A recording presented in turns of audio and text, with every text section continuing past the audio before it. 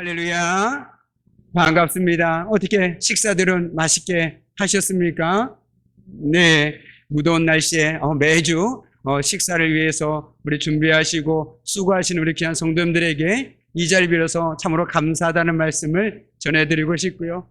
그 귀한 섬김 덕분에 우리가 날마다 이렇게 함께 기쁨으로 식탁의 교제를 나눌 수 있는 것이 아닐까 생각되어집니다. 우리의 그 마음, 늘 감사하는 마음으로 무엇보다도 하나님께 감사하고 함께 섬겨주시는 우리 권속들에게 감사하는 마음으로 함께 식사함으로 그 자리가 무엇보다도 기쁨과 감사가 넘치는 복된 자리가 되기를 주님의 이름으로 간절히 축복합니다. 아멘.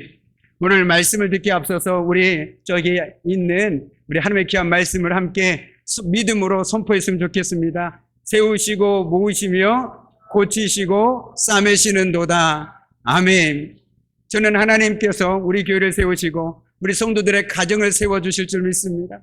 하나님께서 우리의 믿음의 권속들을 고쳐주시고 또 우리 마음의 질병도 고쳐주실 것이라고 믿습니다. 그리고 하나님께서 또한 많이 흩어진 자들 모아주실 것이라고 저는 믿어 의심치 않습니다. 우리가 그 믿음으로 함께 하나님의 말씀을 붙들고 기도할 때 그 말씀이 우리 교회 가운데 우리 사랑하는 믿음의 권속들의 가정 가운데 그리고 사랑하는 믿음의 권속들 가운데 그대로 응해지는 역사가 있을 것이라고 저는 믿습니다. 우리 그 믿음으로 다시 한번 우리 큰 목소리로 함께 고백하겠습니다. 세우시고 모으시며 고치시고 싸매시는 도다. 아멘.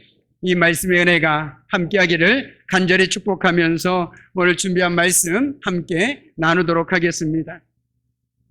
알렉산더 대왕의 아버지 필리포스 왕이라는 분이 있었다라고 하지요. 그런데 그는 무엇보다도 죽음을 늘 가까이 하고 살았다고 합니다.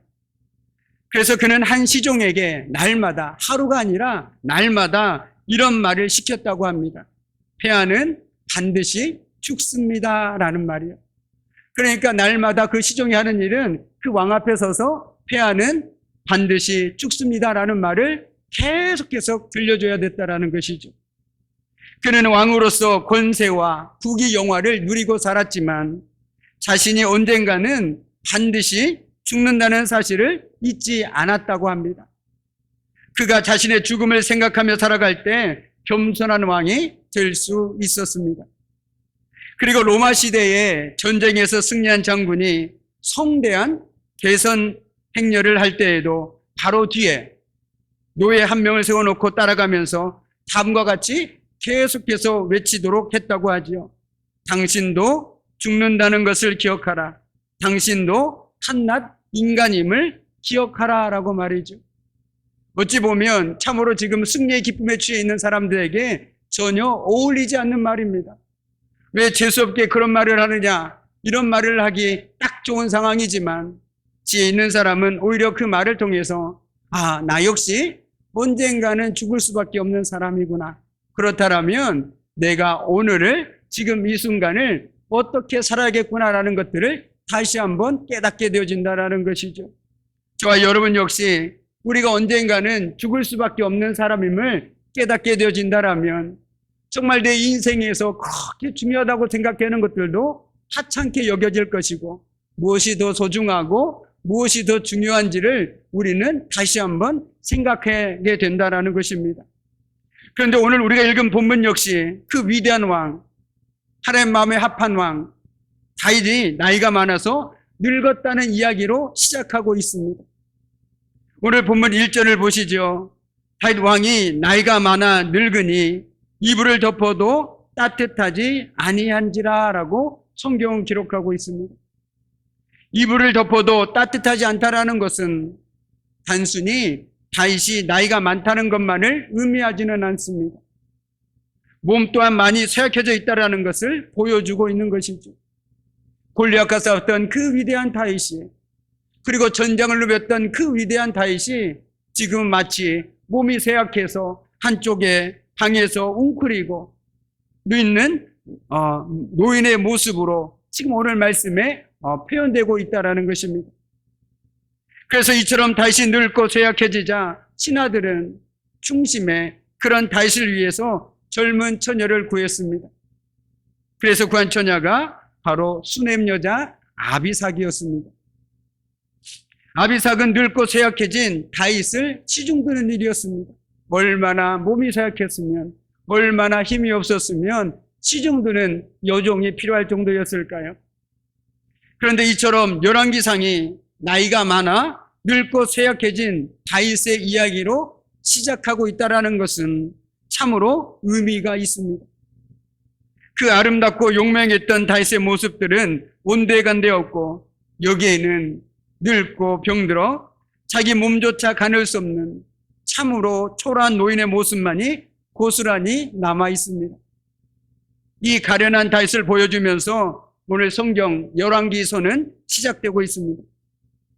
그렇다면 이런 열왕기서를 통해서 저자가 우리에게 무엇을 보여주기를 원하는 것일까요? 우리는 그것을 바로 깨달아야 하는 것입니다. 그것은 바로 이스라엘을 다스리고 지키는 자는 잠깐 있다가 사라지는 연약한 인간 왕이 아니라는 사실입니다. 한때는 영웅일 수 있습니다. 한때는 그 누구도 날아가는 새도 정말 떨어뜨릴 만큼 위대한 사람일 수도 있습니다. 하지만 그 생명을 코에 두고 살아가는 나약한 인간이 아니라 우리 모든 사람에게 생명을 주시는 하나님만이 우리 삶의 진정한 왕이 될 수 있고 우리 삶에 도움이 될 수 있다라는 사실을 우리는 깨달아 알아야 한다라는 사실을 우리들에게 보여주고 있는 것입니다. 우리야 그렇다 치지만 이스라엘 백성들에게 다윗이 어떤 사람입니까? 참으로 위대한 사람 아닙니까? 아무리 위대하다 할지라도 하나님보다 앞설 수 없다라는 사실을 우리는 깨달아야 되는 것이죠. 우리가 사람에 가려져서 하나님이 보지 않을 때가 얼마나 많이 있습니까? 그래서 성경에서는 철저하게 그런 모습들을 지워버립니다. 우리 모세가 어디서 죽었는지 아십니까? 모세의 시체가 어디 있습니까? 모세의 무덤이 또 어디 있습니까? 아무도 모릅니다. 오직 하나님만이 아시죠. 왜 그렇습니까? 모세는 참으로 위대한 지도자였습니다. 모든 사람들에게 추앙받기에 합당한 사람이었죠. 그러나 그런 그도 하나님보다 앞설 수는 없는 것입니다. 오늘 다윗 역시 마찬가지 아닙니까? 이스라엘 백성들에게 다윗은 참으로 위대한 왕이었습니다. 하지만 그 역시 생명은 코앞에 두고 살아가는 연약한 인간에 불과하다는 사실을 오늘 말씀을 통해서 성경은 분명하게 보여주고 있다는 것입니다. 아무리 위대한 사람이라고 해도, 아무리 대단하다는 사람이라고 할지라도 하나님이 정하신 때가 되면 결국 이렇게 초라한 인생의 겨울을 맞이할 수밖에 없습니다. 우리가 보통 우리나라는 사계절이 있지 않습니까? 봄, 여름, 가을, 겨울이 있습니다. 봄은 생명이 움트는 계절이죠. 그래서 뭔가 살아 숨쉬는 것 같고, 여름을 지나서 가을은 수확이 계절에 들립니다. 겨울은 어떻습니까? 왠지 인생에 있어서 노년의 삶을 비유하고 있는 것 같은 것이 바로 겨울이라는 것입니다. 그런데 우리 역시 언젠가 우리 인생에도 이런 차가운 결이 닥칠 때가 있다는 것입니다. 몸도 춥고 마음도 춥고 몸도 연약하고 마음도 연약할 때가 있습니다. 아니, 분명히 우리에게도 어느 날인가 어느 시간인가 내가 알지 못하는 그 순간에 인생의 겨울은 그렇게 임하게 될 것입니다. 저도 여러분도 다 한 사람도 예외가 없이 말이죠. 그러면 우리는 누구나 결국은 피할 수 없는 마지막 순간이 기다리고 있음을 깨달아야 되는 것입니다. 그래서 모세 역시 이렇게 고백하지 않았습니까? 우리의 연수가 70이요 강건하면 80이라도 그 연수의 자랑은 수고와 슬픔뿐이요 신속히 가니 우리가 날아가나이다 라고 말입니다. 참으로 공감 가지 않으십니까? 엊그제 같은데 벌써 내가 이렇게 나이가 들었구나 생각하신 분도 있을 것입니다. 엊그제 청년 때 같은데 벌써 나이가 들어서 내가 노년의 틀을 살아가고 있구나. 이제 하나님을 만날 준비를 해야 되는구나 라는 생각으로 살아가신 분도 있을 것입니다. 시간은 공평하지만 우리가 느끼는 것은 참으로 다 다른 것 같습니다. 그런데 오늘 모세는 거기서 뭐라고 얘기합니까? 거기에 더해서 우리가 주님이 허락하신 날수만큼 살아갈 수밖에 없음을 고백하면서 그것을 깨닫는 지혜를 달라고 기도하고 있습니다. 우리에게 우리의 날 계수함을 가르치사 지혜로운 마음을 얻게 하소서라고 말이죠. 이 말을 달리 표현한다라면 주님, 우리가 죽을 수밖에 없는 존재임을 날마다 깨닫게 해주셔서 오늘도 어떻게 살아야 하는지를 알 수 있는 지혜를 우리에게 주십시오라고 말하고 있다라는 것입니다. 그런데 우리는 어떻습니까? 한평생 살 것처럼 천년만년 살 것처럼 살아가고 있는 사람들이 우리 주변에 얼마나 많이 있습니까? 마치 남 얘기하듯이 살아가고 있는 사람들이 참 많이 있다라는 것이죠. 그러나 태어나는 데는 순서가 있어도 하나님의 부르심에는 순서가 없습니다. 제가 먼저일지 누가 먼저일지 아무도 모른다는 사실이죠. 그렇다면 지금 이 순간이 얼마나 소중하고 얼마나 중요하겠습니까? 그리고 그 지혜의 마음이 있다라면 내 인생에서 내게 무엇이 더 중요한지를 우리는 깨닫게 되어진다는 것이죠. 그래서 모세는 하나님께 구했습니다. 나에게 지혜의 마음을 달라고. 내 인생의 끝이 있음을 깨달음으로 하나님께서 지혜를 주셔서 오늘을 어떻게 살아야 할지 그 지혜의 마음을 달라고 기도했다라는 것입니다. 그렇다면 우리 역시 동일한 기도로 하나님 앞에 나아가야 되지 않겠습니까? 하나님, 내 인생의 끝이 언제인지는 모르지만 오늘 내가 어떻게 살아야 할지 나에게 지혜를 주십시오라고 말입니다. 그래야만 후회 없는 인생을 살지 않겠습니까? 그래야만 하나님 앞에 섰을 때 그래도 하나님 앞에 나름대로 믿음 안에서 살아왔노라고 고백하며 후회 없는 인생을 살아갈 수 있지 않겠습니까? 우리는 잘 알고 있지 않습니까? 예수님의 비유에 나오는 어리석은 부자를 말이죠. 그 부자는 어떻게 생각했습니까? 그에 따라 유난히 소출이 많았습니다. 돈이 많이 벌렸죠. 내가 창고를 더 지어서 저 이 소출을 쌓아둬야겠다 생각했습니다. 이제 나에게 돈도 많고 걱정도 없으니 내가 천년만년 이제 즐기면서 살아야겠다라고 생각했습니다. 그자 주님께서 뭐라고 말씀하셨습니까? 오늘 밤에 내 영혼을 도로 찾아가면 너네 어떻게 하겠느냐라고 물으셨습니다. 그런데 우리도 동일합니다. 하나님께서는 오늘도 우리에게 자기의 인생의 끝이 있음을 기억하지 못하고 살아가는 사람이 바로 어리석은 부자와 같다라고 말씀하고 있다라는 것이죠. 그러면서 실로 우리는 하나님 앞으로 돌아갈 인생임을 결코 잊어서는 안 될 것입니다. 그래서 내가 오늘 어떻게 살아야 할지, 하나님 앞에서나 사람 앞에서나 어떻게 살아야 할지를 하나님께 지혜를 구하고 살아가야 우리는 후회 없는 인생을 살아갈 수 있는 것이고, 어떤 상황 속에서도 하나님만이 나의 돕는 자가 되어주심을 믿음으로 고백하면서 살아갈 수 있다는 것입니다.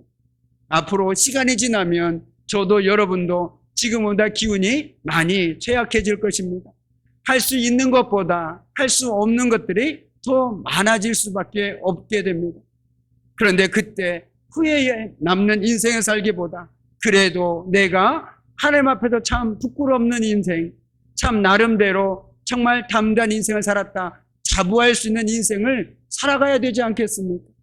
훗날 자손들에게 그래도 나는 믿음 안에서 세상적으로 모르겠지만 믿음 안에서 나는 하나님 앞에 부끄러움 없이 당당하게 살았노라 고백할 수 있는 그런 삶을 살아야 되지 않겠습니까? 특별히 노년의 삶을 살아가고 있다면 자녀들에게 은과 금을 남겨주는 거 참 좋지요. 그러나 은과 금보다 믿음의 유산을 남겨주는 것이 훨씬 더 귀하고 복된 삶임을 기억하시기 바랍니다. 내가 너에게 은과 금은 줄 수 없으나 나의 기도로 너에게 믿음의 유산을 남겨주리라. 이 믿음의 고백이 있다라면 오늘도 우리가 하나님 앞에서 어떻게 살아야 하는지 우리가 너무나도 잘 알 것입니다.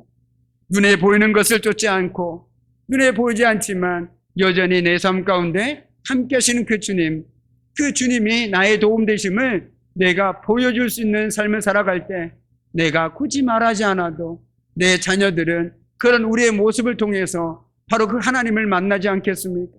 그 하나님을 믿고 섬기는 자리로 나오지 않겠습니까? 백마디의 말보다 조용한 한 번의 행동이 때론 더 큰 파장을 일으킬 때가 있음을 우리는 기억합니다. 오늘 이 시간에 우리가 다시 한번 우리 스스로가 깨닫길 원합니다. 우리 역시 날마다 죽을 수밖에 없는 인생이라는 것, 그리고 하나님 앞에 설 수밖에 없는 인생이라는 것. 그러면 주님, 내가 어떻게 살아야 하겠습니까? 이것이 바로 우리가 주님께 구해야 할 가장 첫 번째 기도 제목이 아닐까 생각합니다. 우리가 한 주간을 살아갈 때, 아니 우리 평생의 삶 가운데 우리 역시 죽을 수밖에 없는 연약한 인생임을 고백하면서 하나님의 도우심으로, 믿음으로 끝까지 살아갈 수 있는 저와 여러분이 되기를 간절히 소망합니다. 아멘. 우리 4절 말씀을 함께 읽겠습니다. 4절 말씀입니다. 이 처녀는 심히 아름다워 그가 왕을 받들어 시중 들었으나 왕이 잠자리는 같이 하지 아니하였더라. 아멘. 오늘 성경은 아비삭을 심히 아름답다라고 표현하고 있습니다. 그런데 이 똑같은 표현이 다윗에게서 한 번 더 표현될 때가 있습니다. 바로 우리아의 아내를 보았을 때 다윗의 그 표현에 심히 아름답다라는 표현이 나옵니다. 똑같이 심히 아름다운 여인을 바라보지만 지금 다윗의 그들을 바라보는 행동은 달랐다라는 것을 보여주고 있습니다. 이는 단순히 다윗이 기력이 쇠했기 때문에 그렇다라고 생각해서는 안 됩니다. 오히려 다윗이 인생의 마지막을 하나님과 함께 하면서 정리하기를 소망하였다라고 보아야 된다라는 것이죠. 우리가 천년만년 살 거라면 정말 지금 이 상황에서 그가 왕이 잠자리를 같이 아니하였다라는 말이 이상하게 여겨질 것입니다. 그러나 지금 다윗은 무엇이 더 중요한지를 알았습니다. 잠자리보다 더 중요한 것은 바로 하나님과 함께하는 시간입니다. 내 남은 삶을 어떻게 하면 하나님 마음에 합한 삶을 살아갈 수 있을까? 그것이 다윗에게 더 중요했다라는 것이죠. 한번 생각해 보십시오. 우리는 누구나 다 시한부 인생입니다. 그 기간이 아직 우리가 모를 뿐이지 우리는 다 시한부 인생 아닙니까? 끝이 있는 인생을 살아가고 있다는 것이죠. 만약에 저나 여러분 누군가가 한 사람이 일주일밖에 살아갈 수 없는 시한부 인생이라면 그 일주일 안에 무엇을 하시겠습니까? 무엇이 더 중요한지 내 나름대로 정리하지 않겠습니까? 정말 쓸데없는 것들은 다 지워버리지 않겠습니까? 오늘 다윗의 마음이 그렇다라는 것이죠. 저와 여러분은 우리가 왜 하찮은 것들에 마음을 쓰면서 그것들에 우리의 정력과 우리의 모든 것들을 다 쏟아냈습니까? 그것이 중요하다고 생각하기 때문에 그렇습니다. 우리가 천년만년 살 거라고 생각하기 때문에 그렇습니다. 그러나 만약 우리가 내 앞날을 알 수 있다라면, 내가 몇 시간 후에 주님께 부르심을 받는다는 걸 안다라면 지금 어떤 마음으로 살아가시겠습니까? 주님, 이 죄인을 받아주십시오. 이 죄인이 해야 할 것이 무엇입니까? 그런 것들을 통해서 더욱더 주님 앞에 나가지 않겠습니까? 하찮은 것들은 다 제하여 버리고 오직 본질만을 붙들지 않겠습니까? 다윗은 낮고 초라했던 목동 시절부터 왕의 자리에 이르기까지 모든 인생의 험난한 굴곡을 거쳐온 사람입니다. 그런데 그 파란만장한 인생의 모든 역경 속에서도 그가 변하지 않는 한 가지가 있었습니다. 그것은 바로 성실함과 진실함으로 하나님을 섬겨왔다라는 것이죠. 바꿔 얘기하면 때로는 그가 죄악을 저질러서 그랬던 길로 가기도 하였지만 끝까지 하나님을 섬겼다라는 것입니다. 근데 성경 우리에게 다윗을 하나님 마음에 합한 자라고 표현하고 있습니다. 저는 그 실마리를 바로 다윗이 끝까지 하나님을 섬겼다는 데서 찾고 있습니다. 성경 우리에게 요구하는 믿음이라는 것은 우리가 어려울 때, 도움이 필요할 때 잠시 잠깐 주여 주여 하다가 내 삶이 편안해지면 다시금 세상 속에 살아가는 그런 얄팍한 믿음이 결코 아닙니다. 한결같은 믿음, 끝까지 내가 죽는 한이 있어도, 내가 손해를 보는 한이 있어도 끝까지 주님을 붙들고 살아가는 삶, 그 삶을 주님께서는 우리에게 요구하고 있는 것이고 우리에게 요구하는 믿음이라는 것입니다. 그런데 다윗이 바로 그 믿음은 그 끝까지 믿음으로 살아갔다라는 것입니다. 그러니 어찌 하나님 마음에 합하지 않을 수가 있겠습니까? 우리는 누구나 연약함이 있습니다. 부족함이 있습니다. 마음은 정말 원이로되 육신이 연약해서 때로는 그렇게 살지 못할 때가 있습니다. 그럼에도 하나님께서 우리가 믿음대로 살아가려고 몸부림치는 모습을 그 누구보다 잘 알고 계시다라는 것이죠. 하나님은 우리에게 완벽함을 요구하지 않으십니다. 하나님은 우리가 믿음대로 살아가려고 발버둥 치면서 부족하지만 그래도 하나님의 손을 잡으려고 그런 삶을 살아내는 모습을 우리에게 요구하고 있다는 것이죠. 저와 여러분이나 누구나 다 완벽한 믿음의 삶을 살아갈 수가 없습니다. 하루에도 수십 번, 수백 번 하나님 앞에서 얼마나 부끄럽고 죄송스러운 모습으로 살아갈 때가 있습니까? 그렇지 않습니까? 그러나 오늘도 저와 여러분은 하나님의 자비하심과 긍휼하심에 의지해서 다시금 주님 앞에 나아갑니다. 지금 이 죄인 용서해 주시고 다시금 주님 손 꼭 잡고 살아가게 해 주십시오. 왜 그렇습니까? 내가 완벽해서입니까? 내가 대단해서입니까? 내 의입니까? 아닙니다. 하나님의 자비하심과 긍휼하심이 너무나도 크기 때문에 거기에 의지해서 다시금 나아가는 것이죠. 우리가 잊지 않을 것은 우리는 부족하고 연약하여 때론 넘어질 수 있지만 하나님께서 우리에게 요구하는 것은 결국 완벽함이 아니라 부족할지라도 하나님 앞에서 언제나 살아가려고 아등바등되는 삶, 그 삶을 우리에게 요구하고 계시다라는 것이죠. 어린아이를 한번 가만히 생각해 보십시오. 부족합니다. 그런데 부모님을 기쁘게 하려고 그 앞에서 아등바등 재롱을 떨 때 얼마나 기쁘십니까? 그 마음만으로도 이미 충분하지 않습니다. 그래서 하나님께서는 우리의 겉모습을 보는 것이 아니라 우리의 중심을 보신다라고 얘기하신 이유도 바로 거기 있다라는 것이죠. 때로 우리가 서툴러서 마음은 이쪽인데 우리의 행동이 잘못될 때도 있겠죠. 그러나 주님께서는 그 행동도 보시지만 그 마음을 보고 계시다라는 것입니다. 그렇게 우리는 하나님께서 우리의 마음을 보신다는 사실이 우리에게 얼마나 큰 위로가 되고 큰 힘이 되고 때론 용기가 되어주는지 모르겠습니다. 오늘 말씀 속에서 정말 그 인생의 한 획을 걷던 다윗 역시 인생의 마지막에서 하나님 앞에 설 수밖에 없는 시간들을 보내고 있는 것이 바로 오늘 우리가 읽은 말씀입니다.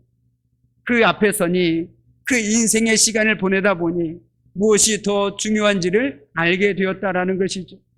우리는 각자가 누구나 다 다윗처럼 한치 앞을 알지 못하는 인생의 마지막 앞에 살아가고 있음을 기억하시기 바랍니다.